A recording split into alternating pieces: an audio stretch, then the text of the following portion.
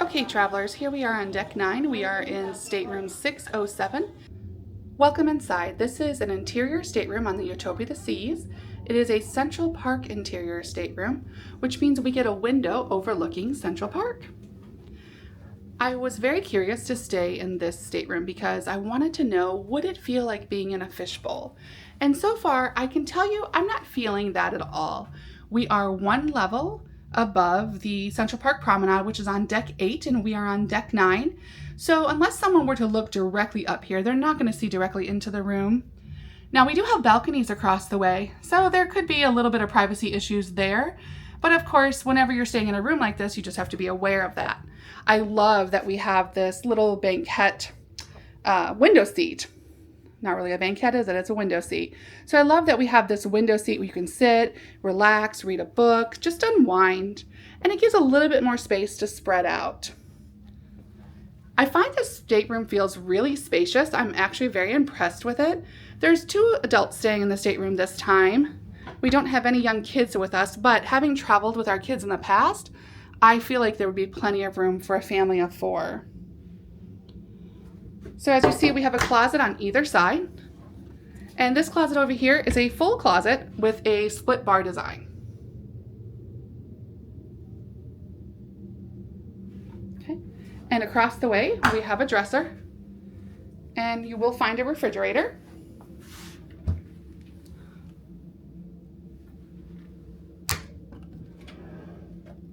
Room service menus. And then we have our desk and vanity area, as well as a full-length mirror at the entrance. I have to tell you, this is one of my favorite stateroom entrances. It is not a narrow hallway. There is plenty of space to move, to pass each other. Okay, so here we have the bathroom.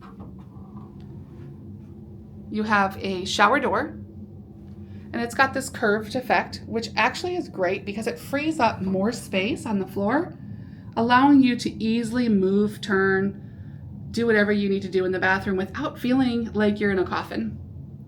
And I'm loving the backsplash. The colors are so beautiful. And of course, there's plenty of storage. And we have a couple hooks on the door, which is awesome.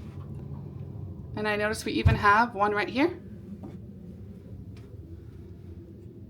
We are only here for a 4-night cruise, but I am really excited to stay in this room, and I'll keep you updated on my thoughts as we get towards the end of the cruise. Good morning, travelers. It is day 5, which is disembarkation day. So before we get off the ship, I wanted to go ahead and take you to Central Park and show you the view of our room from that view. Okay, so here we are by Azumi in the park. And our room is right there in the center of your screen. There's my husband, he's waving hello.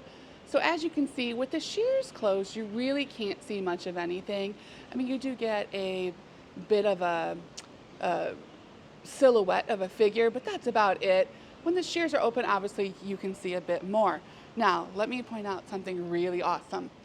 This location is where they had musicians every single night, and it was one of our favorite parts of the cruise, especially the Enchanté guitar and violin duo. They were amazing, but there was also jazz performers here, so we really had a great location, and it was very easy to access the room. Okay, so earlier in the week when I filmed the room tour video, I promised you I'd give my thoughts on our stateroom at the end of the week. So I'm gonna go ahead and do that now. We loved our room. We definitely feel like the room is a little bit wider than your average cruise ship stateroom.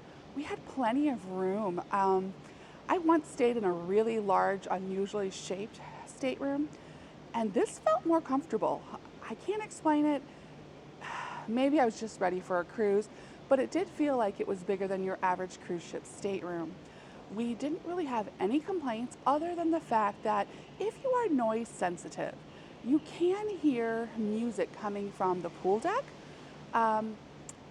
Was it a bother? No, not to us. Typically it was during the daytime, sometimes in the evening, and at those times we usually weren't in the room for very long, or we were just changing our clothes, something simple like that.